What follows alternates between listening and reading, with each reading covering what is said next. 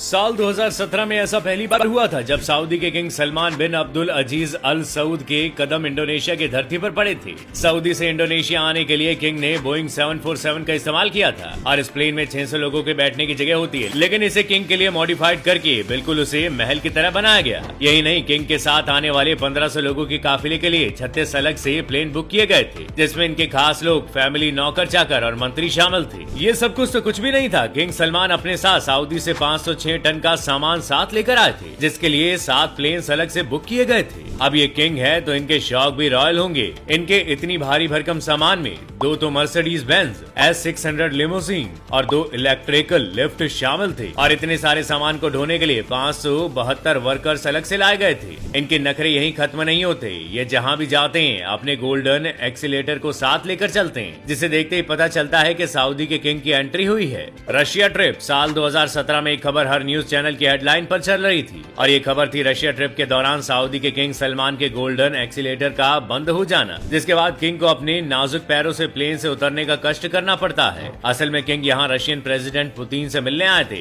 इस बार उनके सामान में उनके लग्जरियस कलेक्शन और 1500 लोगों के पलटन में 25 प्रिंस भी शामिल थे। इसके साथ मौजूद ही था 900 किलो का खाना, जिसे देख ऐसा लग रहा था जैसे पुतिन उनके स्वागत में खाने का इंतजाम करना ही भूल गए थे। किंग सलमान की रॉयल्टी को देखते हुए मेक्सिको के 2 बड़े 7 स्टार होटल को रातों रात खाली करा दिया गया और उस होटल को किंग के शाही ठाट बात के अकॉर्डिंग बदल दिया गया। उन्होंने इस टूर पर एक रात के लिए 22 करोड़ रुपए का खर्चा किया था। जापान की ट्रिप, लेकिन किंग जब जापान के ट्रिप पर निकले तब इनकी रॉयल्टी का एक अलग ही नमूना देखने को मिला। उनके जापान पहुंचते ही उनके और उनकी सेना के लिए टोक्यो के आलिशान होटल में 1000 रूम्स का इंतजाम किया गया। इतना ही नहीं, इन्होंने अपने सफर के लिए जापान में 1000 लिमोजीन कार्स को भी खास इंतजाम करवाया था, जिसमें से 500 वो सऊदी से अपने साथ लेकर आए थे और 500 के करीब उन्होंने जापान में भाड़े पर ली थी। अमेरिका की ट्रिप ऐसे ही साल 2014 की बात है जब अमेरिका के प्रेसिडेंट बराक ओबामा हुआ करते थे। इस समय किंग सलमान अपने 1000 लोगों के काफिले के साथ उनसे मिलने यूएसए गए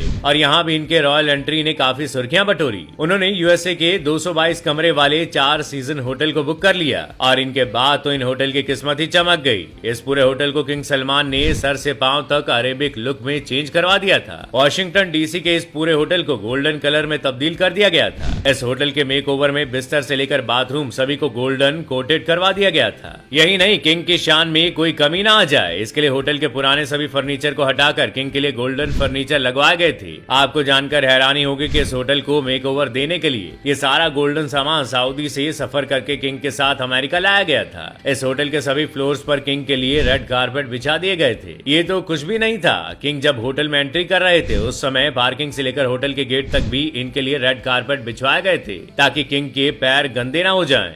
ऐशो आराम करने के मामले में बाप नंबरी तो बेटा 10 नंबरी। जहां किंग सलमान अपना इतने ताम झाम को अपने साथ लेकर चलते हैं, वैसे उनके बेटे प्रिंस मोहम्मद बिन सलमान भी अपने बाप के नक्शे कदमों पर चल रहे हैं। प्रिंस सलमान जब लॉस एंजल गए तब उन्होंने वहां के होटल को अरेबिक लुक में चेंज करा दिया था। इतना ही नहीं, उन्होंने होटल्स के सभी मेन्यू को बदल अपनी पसंद के अकॉर्डिंग करवा दिया था। सिर्फ चंद रातों के लिए उन्होंने इस होटल पर 15 करोड़ रुपए खर्च किए थे और हैरानी की बात तो ये है कि इतना खर्चा करने के बाद भी वो खुद एक भी रात इस होटल में नहीं रुके थे। उन्होंने ये सब अपने साथ आए लोगों के लिए किया था। खुद के लिए उन्होंने एक प्राइवेट पैलेस बुक किया था और ये कोई पहली बार नहीं था। इससे पहले उन्होंने मालदीव का टूर किया था। वहां उन्होंने 3 आइलैंड खुद के लिए बुक करा लिए थे। मालदीव में इस खास ट्रिप के दौरान इन आइलैंड के आसपास प्रिंस और उनके खास लोगों के अलावा किसी को भी वहां भटकने की परमिशन तक नहीं थी।